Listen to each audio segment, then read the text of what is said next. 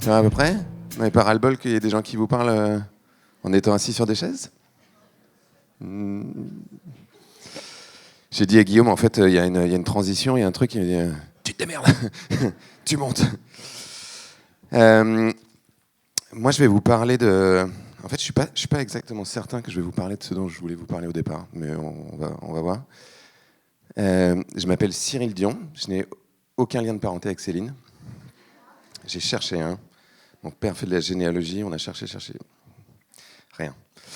Je fais des films, principalement documentaires pour le moment. J'écris des livres. J'étais activiste plutôt dans le champ de l'écologie pendant des années.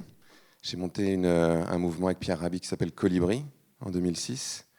Avant ça, j'organisais des congrès israélo-palestiniens. J'ai organisé le premier et le deuxième congrès mondial des imams et des rabbins pour la paix en 2004 et 2005, avec l'idée que les religieux pourraient peut-être aider à faire quelque chose pour le conflit. Donc ça a hyper bien marché. Ne me remerciez pas.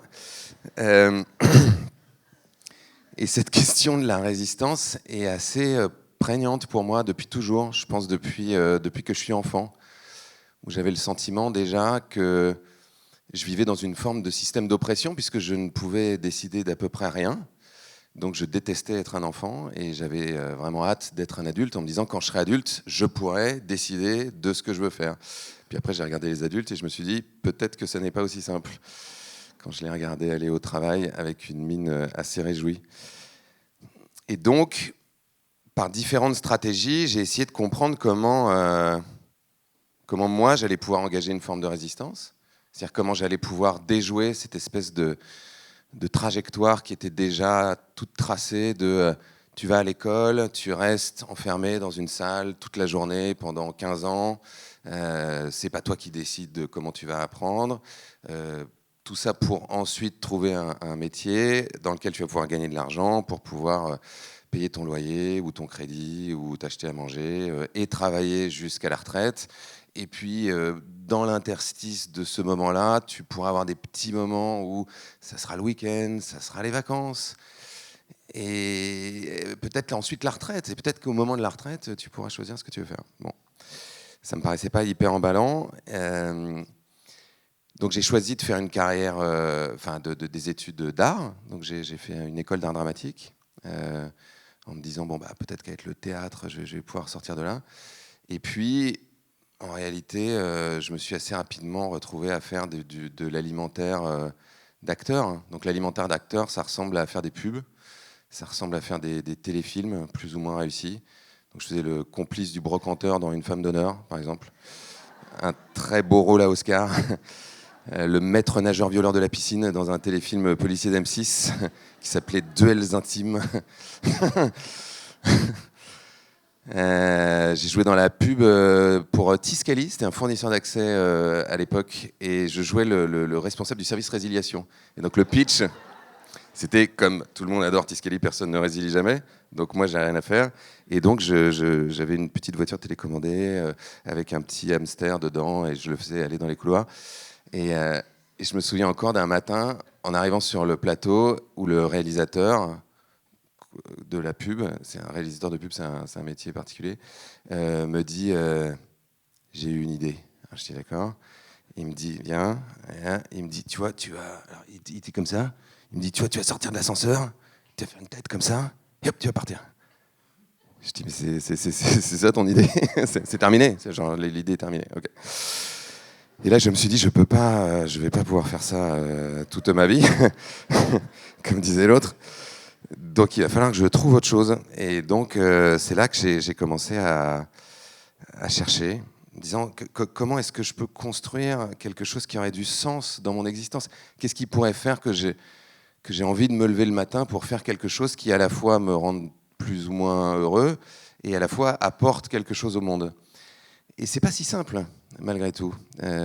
Quand on parle d'ailleurs aux gens, quand on regarde les études sociologiques, je ne sais pas si vous connaissez ce chiffre-là, il y a près de 80% des gens qui disent que s'ils avaient le choix, si par exemple vous aviez 20 millions d'euros sur votre compte en banque, vous n'aviez plus jamais besoin de travailler, 20 millions d'euros c'est une histoire de dire l'argent n'est plus un problème, est-ce que vous feriez la même chose qu'aujourd'hui? Si la réponse est oui, félicitations. Si la réponse est non, c'est qu'il y a quand même une forme de contrôle qui s'exerce sur vous, qui s'exerce sur votre mobilité, sur vos corps, sur l'utilisation que vous allez pouvoir faire de votre temps.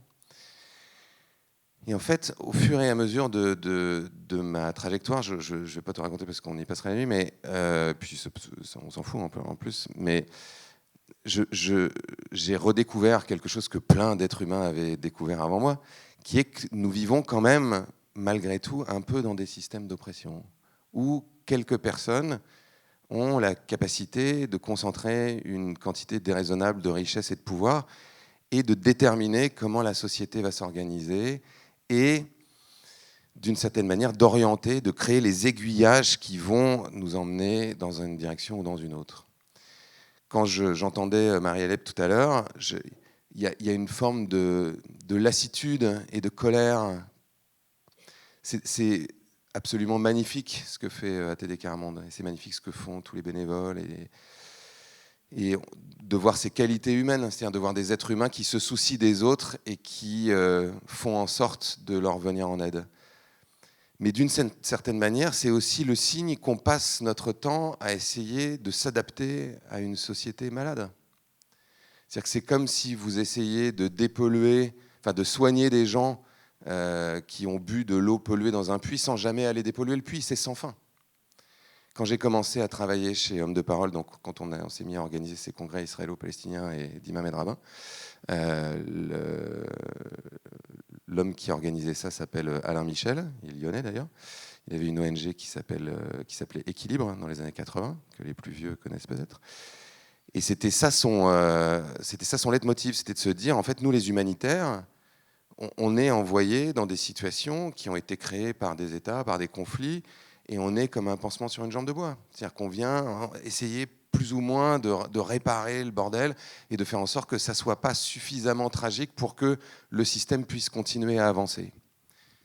La question qu'on a, à mon avis, besoin de se poser, elle est résumée dans une phrase d'un activiste écologique qui s'appelle Derek Jensen, qui est un Américain, et qui dit « Le rôle d'un activiste n'est pas de naviguer dans les méandres des systèmes d'oppression avec autant d'intégrité que possible, mais bien d'affronter et de faire tomber ces systèmes. » Et on est aujourd'hui dans une situation qui nous pousserait un peu à ça.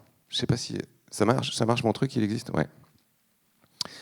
On est dans une situation, comme on le disait tout à l'heure, d'explosion des inégalités, dans une situation où, effectivement, et je ne connaissais pas ces chiffres de façon aussi précise, avoir 11,2 millions de personnes qui vivent sous le seuil de pauvreté en France, je veux dire, c'est une personne sur 6 quasiment. C'est absolument lunaire dans un pays qui est supposé être si riche, alors qu'on voit que la fraction la plus riche justement de la population n'a fait que s'enrichir de façon absolument indécente. Si vous posez la question à n'importe qui dans la rue, personne n'est vraiment d'accord avec ça. Personne ne se dit « bah oui, c'est absolument normal que Bernard Arnault voit sa fortune doubler ou tripler en 4 ou 5 ans et qu'il y ait 11 millions de personnes sous le seuil de pauvreté. Moi, ça me paraît normal. Moi, je trouve que c'est bien. » Enfin, si vous trouvez des gens comme ça, arrêtez d'être leurs amis. Mais je pense qu'il n'y en a pas beaucoup, en réalité. On pourrait aussi parler de ce qui est en train de se produire sur le champ de la démocratie. Je ne sais pas si vous connaissez ces chiffres qui sont presque aussi déprimants. Dans le dernier baromètre qui a été fait sur le sujet, on a découvert qu'il y avait 72% des habitants de la planète qui vivent aujourd'hui dans un régime autocratique. Et seulement 28% qui vivent dans un régime plus ou moins démocratique. Plus ou moins parce qu'on pourrait questionner, j'en parlerai tout à l'heure, la qualité démocratique, par exemple, même du pays dans lequel nous vivons, qui est loin d'être le pire. C'est 2 fois plus qu'il y a 20 ans. Ça veut dire que la démocratie est en train de s'effriter et de s'effondrer sur elle-même à une vitesse incroyable. Le troisième indicateur qu'on pourrait regarder, c'est celui-là, c'est l'indicateur écologique, c'est celui dont je parle le plus souvent. Évidemment, vous allez me dire, non mais c'est bon, on est au courant, le climat se réchauffe, tout ça, bon, les limites planétaires, tout ça. Mais ce qui est extrêmement effrayant pour moi, c'est que, oui, on le sait, mais comme le dit un philosophe qui s'appelle Clive Owen, qui est australien, nous ne croyons pas ce que nous savons. Non, c'est Jean-Pierre Dupuis qui disait ça, pardon. Jean-Pierre Dupuis disait, donc dans un livre qui s'appelle Vers un catastrophisme éclairé, c'est un philosophe français, nous ne croyons pas ce que nous savons. On le sait, mais il y a une part de nous qui n'y croit pas. Parce que si on y croyait vraiment, il y a quelque chose dans notre cerveau qui réagirait. Là, les courbes que malheureusement les climatologues voient s'accélérer, et en fait, notamment un climatologue qui s'appelle Johan Rockström, qui est un de ceux qui a construit le système des limites planétaires, dont je vous parlerai tout à l'heure, disait récemment, il y a une accélération ces 10 dernières années qui n'est pas explicable par les modèles classiques. Donc il y a de fortes chances qu'on ait déjà dépassé des points de bascule qui provoquent une sorte de perte de contrôle, d'accélération du phénomène qu'on ne sait pas vraiment prévoir. C'est-à-dire qu'on ne sait pas à quel point il va s'accélérer. Ça, ce sont juste les modèles linéaires. C'est-à-dire, plus on envoie de gaz à effet de serre dans l'atmosphère, plus ça se réchauffe.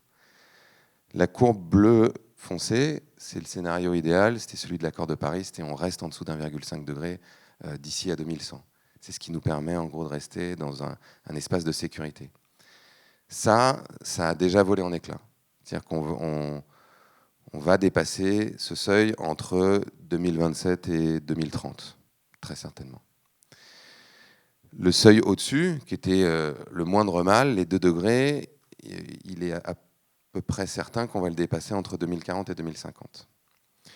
Donc là, on se dirige plutôt vers le scénario bleu clair, qui est celui où tous les États respectent les engagements qu'ils ont pris dans les COP internationales. Même si tout le monde respecte ces engagements, on finirait le siècle autour de plus 2,6 degrés. Plus 2,6 degrés, ça veut dire qu'il y a de l'ordre de 2 milliards de personnes qui vivent sur des territoires où ils subissent des chaleurs extrêmes et potentiellement mortelles. 2 milliards de personnes. Le scénario orange, c'est le scénario le plus probable. C'est le scénario où, comme aujourd'hui, les États font quelques progrès. Là, en France, on arrive péniblement à baisser nos émissions de gaz à effet de serre de 1,5-2% par an. Il faudrait que ça soit plutôt 5%. Mais on n'est pas à la mesure des objectifs qu'on s'est fixés. Là, on finirait plutôt autour de plus 3,2. Plus 3,2, ça veut dire qu'il y a la moitié de la population mondiale qui se retrouve sur des territoires qui sont devenus potentiellement inhabitables. On commence à avoir des études qui parlent d'1 milliard de morts en 2100 à cause des conséquences du changement climatique. C'est difficile d'être dans une situation plus grave, puisque ce qui est en jeu, c'est l'intégrité de la biosphère. Et vous vous rendez bien compte qu'à partir du moment où l'intégrité de la biosphère s'effondre, tout le reste va avec.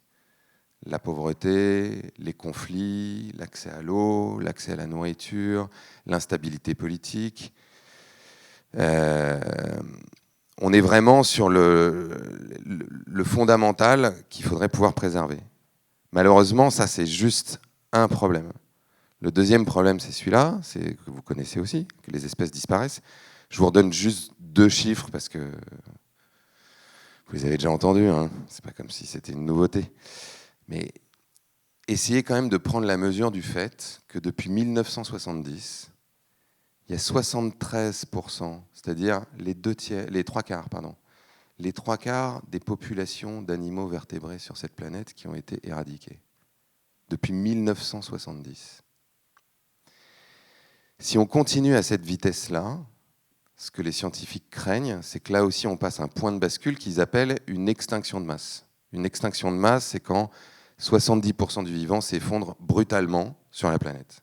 C'est ce qui s'est passé, par exemple, déjà 5 fois depuis que la vie est apparue sur Terre, mais la dernière fois, c'était il y a 65 millions d'années quand les dinosaures ont disparu. Même si on est hyper techno-optimiste, genre Bezos, Musk, et qu'on se dit mais c'est pas grave, on va aller sur Mars, tout ira bien. En fait, on se dit quand même qu'on va aller sur Mars. Et on se le dit pour une raison. Et c'est ça qui est extrêmement terrifiant aussi, c'est qu'une grande partie des patrons de la Silicon Valley, par exemple, on a tourné 3 documentaires avec Thierry Robert qui s'appelle Un monde nouveau, que vous pouvez toujours voir sur Arte, et on a été interviewer un type qui était un ancien conseiller d'Obama et qui a fait fortune dans la Silicon Valley en montant un forum qui est un truc qui s'appelle The Preppers. Et les Preppers, c'est ceux qui se préparent à une forme d'effondrement de la société. Et donc on est allé le filmer je crois que c'était dans le Colorado. Donc il avait sa maison planquée dans la forêt avec des trucs de nourriture déshydratés qui durent 25 ans, des rouleaux de PQ pour 25 ans, des fusils.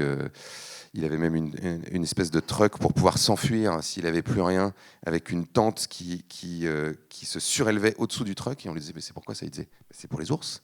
Et on disait, bah oui, effectivement, bien sûr, j'avais pas pensé, c'est pour les ours.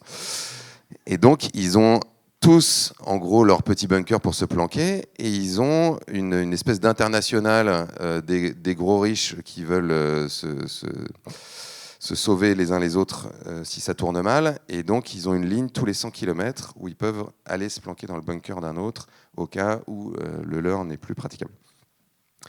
Et il nous disait, j'ai été un peu au sommet du système politique, puisque j'étais un des conseillers très proches d'Obama. Je fais partie des gens très très riches de la Silicon Valley, donc je connais tous ces gens. Je peux vous dire une chose, c'est que tout le monde sait ce qui est en train de se produire. Mais connaissant le système politique et économique tel qu'il fonctionne aujourd'hui, on ne va pas réagir à temps, donc on se prépare. Et donc quand on entend ce genre de choses, en général, il faut s'inquiéter. On pourrait parler des déchets, évidemment. Donc ça, c'est juste pour vous donner une idée de l'évolution du plastique. Donc vous savez que maintenant, vous avez des microplastiques, enfin qu'il y a de plus en plus d'études qui montrent qu'on est envahi de microplastiques dans notre cerveau, dans notre estomac, que c'est absolument quasiment impossible d'y échapper, parce qu'en fait, ces microplastiques sont dans l'air, sont dans l'eau qu'on boit, sont dans toute la nourriture qui est emballée, qui se retrouve au soleil, et donc les particules qui fondent, qui se mélangent avec la nourriture. Bref. Donc tout ça va très bien. Et si on devait synthétiser la situation, la situation, c'est un peu ça. C'est-à-dire que des scientifiques ont modélisé 9 limites qu'il faudrait que l'humanité ne dépasse pas pour que cette planète reste habitable, et on en a dépassé 7 sur 9. Et ce qui est intéressant, c'est que les 4 dernières, on les a dépassées ces 10 dernières années. C'est-à-dire qu'il y a 10 ans, en 2016-2015, on en avait dépassé que 3, et là, en 10 ans, on en a dépassé 4 de plus. Donc le phénomène s'accélère. Et donc on peut se dire, à quel moment est-ce qu'on va réagir? Est-ce qu'il va vraiment falloir qu'il y ait des famines considérables, qu'il y ait des sécheresses absolument terribles, pour qu'à un moment on se dise ah oui, non, peut-être qu'il faudrait faire quelque chose quand même. Ben non, on ne le fait pas. Et ce qu'on fait, c'est se raconter un peu des histoires. Et là aussi, mettre un peu des pansements sur une jambe de bois. Par exemple, on raconte qu'on va faire la transition énergétique, ça va être génial, ça va nous permettre de résoudre le problème du changement climatique. Sauf que ce qu'on fait pour le moment, c'est pas changer de modèle d'énergie, c'est additionner des sources énergétiques. Parce que le problème, c'est que quand on s'est mis, par exemple, à utiliser du charbon au lieu d'utiliser du bois, en fait, on n'a pas arrêté d'utiliser du bois. On en utilise toujours, d'ailleurs. Idem, quand on a trouvé le pétrole, on n'a pas arrêté d'utiliser du charbon. Quand on s'est mis à utiliser des énergies renouvelables, on n'a pas arrêté d'utiliser du pétrole ou du charbon. Donc, pour l'instant, on empile. Donc, on n'a jamais utilisé autant d'énergie que ce qu'on utilise aujourd'hui. De la même façon, on n'a jamais utilisé autant de matière. Et donc, cette espèce d'histoire que se racontent les économistes techno-optimistes ou techno-solutionnistes, c'est on va découpler l'augmentation du PIB de l'utilisation de matière et d'énergie. C'est-à-dire on va faire de la croissance, mais on va faire de la croissance verte, de la croissance durable. C'est ça qu'on veut, de la vraie bonne croissance écologique.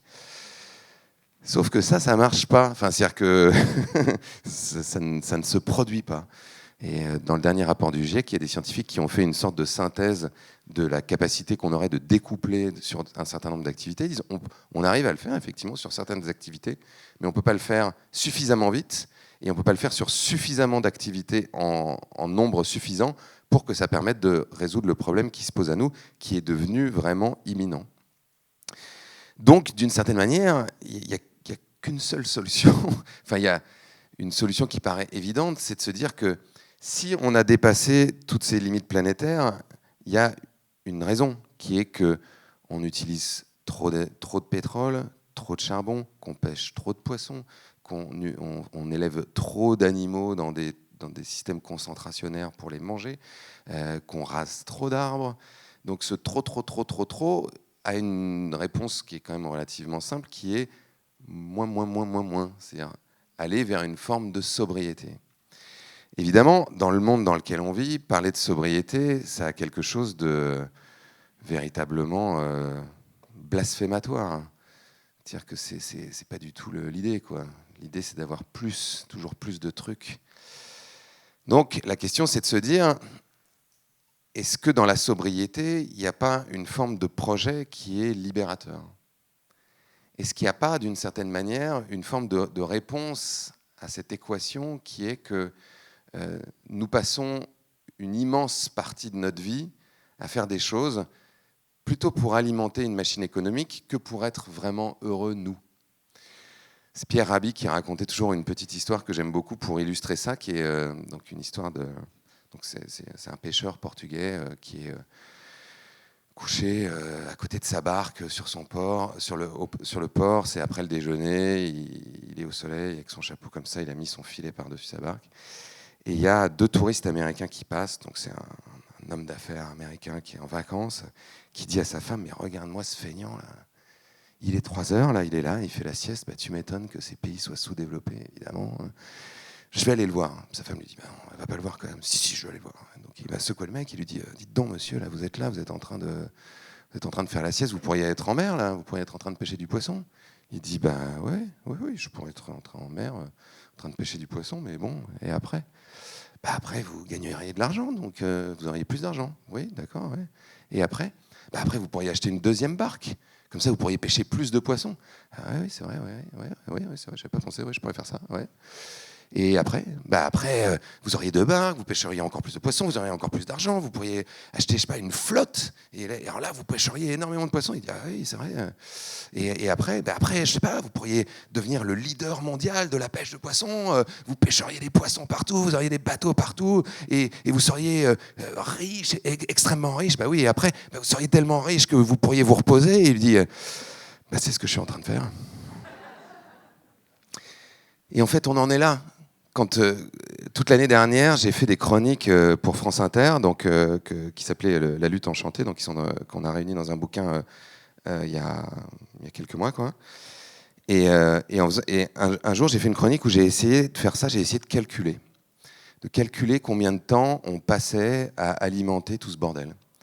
Et il se trouve qu'il y a une entreprise qui s'appelle Bonial qui a fait une sorte d'infographie. Vous pouvez rentrer votre revenu et ça vous dit combien de temps vous devez travailler pour acheter un café, pour acheter une télé. Et c'est assez faramineux. Donc je vais vous donner un petit exemple que j'avais donné à Mathieu Vidard, donc, qui était avec son salaire mirobolant de journaliste sur France Inter. Et donc j'avais découvert qu'en fait il lui fallait travailler 3 minutes 28 secondes pour se payer un café au bistrot du coin. Que pour acheter son smartphone, il lui faudrait travailler 1 jour et 5 heures.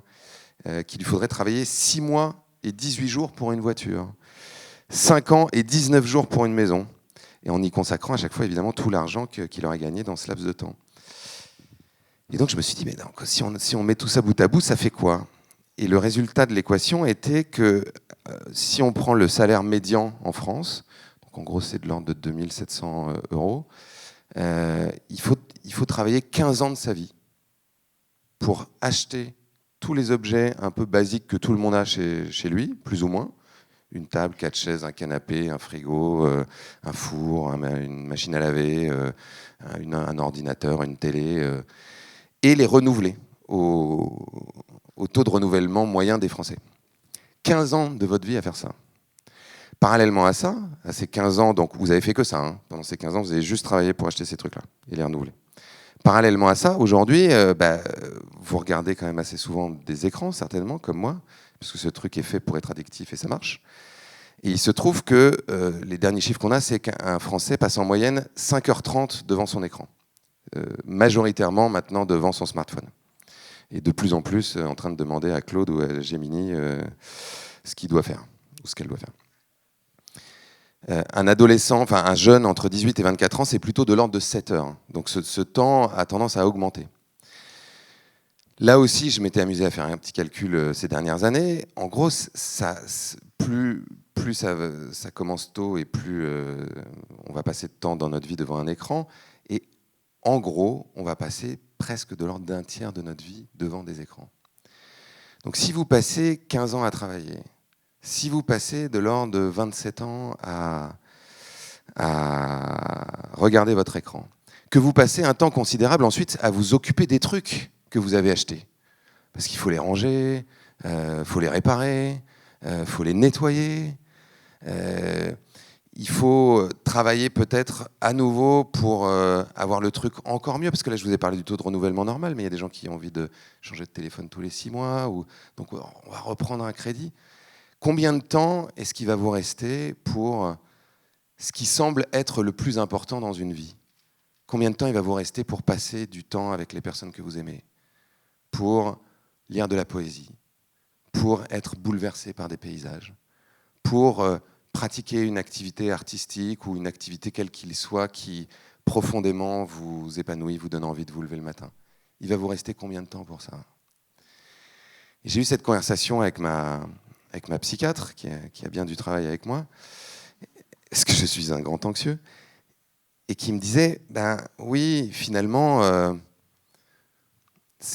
la question se résume un peu à ça. Elle se résume à qu'est-ce que vous avez envie de faire comme choix dans votre vie.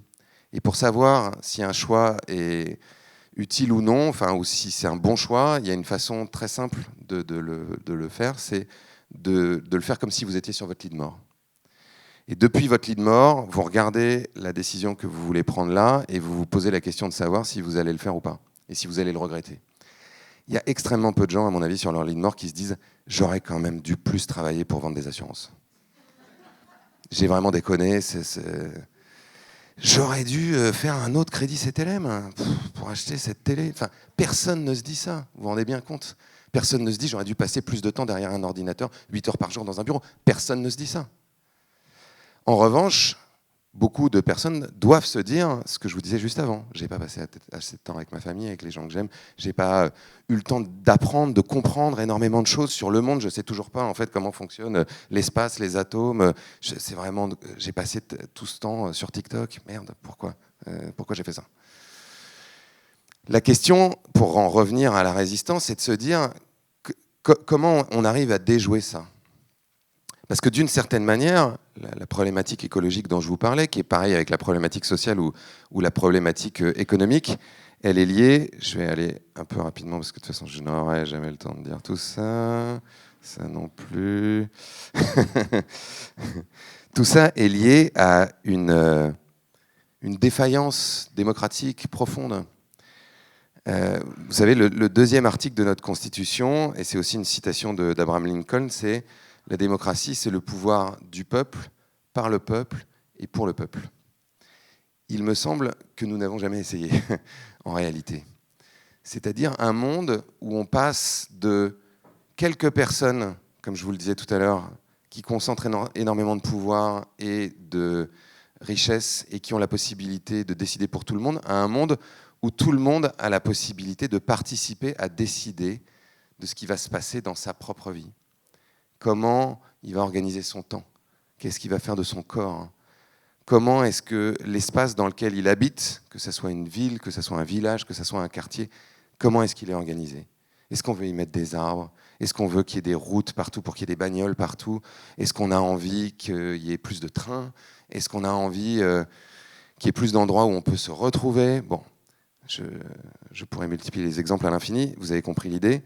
Or, ce n'est pas ce qui se produit pour le moment. Il y a une étude assez célèbre qui a été menée par deux chercheurs américains en 2014 qui cherchaient à comprendre qui avait le pouvoir aux États-Unis. Est-ce que ce sont les citoyennes et les citoyens moyens comme vous et moi, ou est-ce que ce sont est-ce que c'est quelqu'un d'autre? Ils ont étudié plusieurs milliers de décisions publiques sur 10 ans. Et le résultat de cette étude était que le citoyen ou la citoyenne moyenne, c'est très difficile de parler en langage inclusif comme avec les mots que j'ai choisis, a extrêmement peu de pouvoir sur les décisions politiques et que de l'ordre de 80% des décisions qui sont prises par les responsables politiques sont orientées par les 10% les plus riches de l'élite économique. Ces recherches universitaires, elles sont aujourd'hui pléthoriques. C'est-à-dire que la démonstration n'est plus à faire. C'est comme ça que ça se passe. Vous n'avez quasiment aucun pouvoir. Rousseau le disait déjà en 1780, quand il y avait un débat au moment des Lumières sur démocratie directe versus démocratie représentative. Il parlait des Anglais qui avaient déjà une monarchie constitutionnelle, donc parlementaire, avec des députés. Et il disait les Anglais se croient libres. En réalité, ils ne le sont que quand ils choisissent leurs représentants. Ensuite, ils redeviennent des esclaves pendant 5 ans. Bon, il n'y allait pas avec le dos de la cuillère, évidemment. Mais il y a quelque chose de cet ordre-là. Il y a quelque chose qui est en train de se creuser en plus. Les personnes représentées ont de plus en plus le sentiment que leurs représentants ne vont pas vraiment dans le sens de l'intérêt général et ne vont pas vraiment dans le sens de ce qu'ils voudraient. C'est ce que je vous disais tout à l'heure. C'est-à-dire qu'on peut là aussi se raconter toutes les histoires du monde en se disant mais non, mais lui il est quand même pas si mal. Mais fondamentalement, je vous repose la question de tout à l'heure. Est-ce qu'on est d'accord avec le fait qu'il y ait 11 millions de personnes qui vivent sous le seuil de pauvreté ? Est-ce qu'on est d'accord avec le fait que cette planète soit en train de devenir inhabitable ? Est-ce qu'on est d'accord avec le fait que de l'ordre de 90% de l'eau potable en France est polluée avec un certain nombre de polluants éternels et de pesticides ? Est-ce qu'on est d'accord avec le fait qu'on soit contraint d'aller faire des métiers que nous n'avons pas choisis, qui ne nous rendent pas forcément heureux à longueur de journée ? Pour faire marcher un système économique qui enrichit une toute petite partie des gens, qui laisse miroiter à l'ensemble de la population que peut-être un jour, eux aussi, ils deviendront riches. C'est possible, franchement, c'est une possibilité. Est-ce qu'on est d'accord avec ça ? Est-ce qu'on a vraiment notre mot à dire ? Là, en ce moment, et je vais terminer avec ça puisque je n'aurai pas le temps donc de dire autre chose, on est en train de faire un film avec Paloma Moritz qui s'appelle Démocratie maintenant, où on se balade. Et on est allé au Brésil, on est allé filmer des Indiens Guarani, donc des gens qui ne vivent pas dans ce système-là, des gens qui sont auto-organisés, qui n'ont pas d'État, qui n'ont pas de système centralisé, qui leur disent quoi faire. Si vous avez lu un livre qui s'appelle La société contre l'État de Pierre Clastres, qui date de 1974, où il avait étudié justement les modèles d'organisation, c'est un anthropologue des peuplades sud-américaines, il disait ce qui est très impressionnant, c'est qu'en fait, ils travaillent 2 à 3 heures par jour, pas plus. Et en fait, quand on posait la question aux Guarani, ils disaient « Ah mais non, on ne veut pas travailler plus. Parce que si on travaille plus, on va produire plus. Et après, on n'aura plus de temps. On n'aura plus de temps pour être ensemble, pour s'amuser, pour être dans la nature, tout simplement, pour ne rien faire, pour s'ennuyer, pour contempler. Tous les trucs que nous, dans notre civilisation, on considère des trucs de feignants. Dans ce truc qui a érigé la valeur travail. Genre, il faut travailler. Ah bon, mais pourquoi il faut travailler tout le temps ? Pourquoi il faut travailler tout le temps ? Qui a décidé ça ? C'est vous qui avez décidé ça ? Non. C'est pas moi qui ai décidé ça non plus, parce que si c'était moi, on n'aurait pas du tout fait comme ça. Bon, on a été voir les Guarani, justement pour comprendre comment ils sont organisés, comprendre comment ils ont fait en sorte d'avoir des chefs qui n'ont aucun pouvoir, parce qu'ils considèrent qu'il ne faut pas donner tous les pouvoirs à quelqu'un, et surtout ne jamais donner à quelqu'un le pouvoir de coercition sur un autre être humain. Passionnant. On a été filmé, on filme d'ailleurs, puisqu'on va y retourner, dans une école démocratique du Tarn, où les enfants prennent les décisions eux-mêmes pour toute l'organisation de l'école. Ils ont une assemblée 2 fois par semaine, et ils ont appris à la fois à se parler, donc ils ont été formés en communication non violente. Donc on leur a appris qu'en fait, quand quelqu'un vous parle, il y a ce qu'il vous dit, mais le plus important, c'est ce qu'il y a en dessous, c'est le besoin qui essaie de s'exprimer. Qu'en fait, tous les humains ont des besoins, et qui cherchent des stratégies pour les assouvir. Et que si on comprend ça et qu'on essaie de parler aux besoins de chacun, on n'est pas forcément obligé de passer par des stratégies de violence, de coercition, de domination. On peut trouver des stratégies de consensus ou de consentement ou d'accord, ou en tout cas on essaie de trouver une solution pour que tout le monde aille bien. Et ça marche. Je n'ai pas le temps de vous raconter, mais vous irez voir le film. Normalement, il sort en mars 2027. On est allé filmer des assemblées citoyennes tirées au sort. Là, on en a filmé une à la Commission européenne. Et surtout, on a interviewé les personnes qui animent ces assemblées, qui nous ont raconté qu'elles ont animé plus de 3000 assemblées citoyennes dans 120 pays, et qui nous disaient il y a un invariant, qui est que quand on permet à des gens de se retrouver, de se pencher ensemble sur un problème, en ayant tous les éléments tangibles c'est-à-dire les faits, pour éclairer leurs délibérations et leurs décisions et qu'on les laisse délibérer. 99% des cas, ils font des recommandations qui vont beaucoup plus loin que les responsables politiques et toujours des recommandations qui vont dans le sens de l'intérêt général. Et je terminerai avec ça. Moi, c'est ça qui me fascine dans tout ce que j'ai pu faire, dans les films que je fais, dans les livres que je publie. C'est que l'immense majorité des gens a envie de bien faire. Vraiment. Je rencontre très rarement des gens qui ont envie que le monde soit à feu et à sang. En revanche, la plupart de ces personnes-là manquent d'espace pour faire corps, faire communauté avec d'autres gens, manquent de pouvoir et manquent d'éléments de discernement qui leur permettent ensemble de prendre des décisions.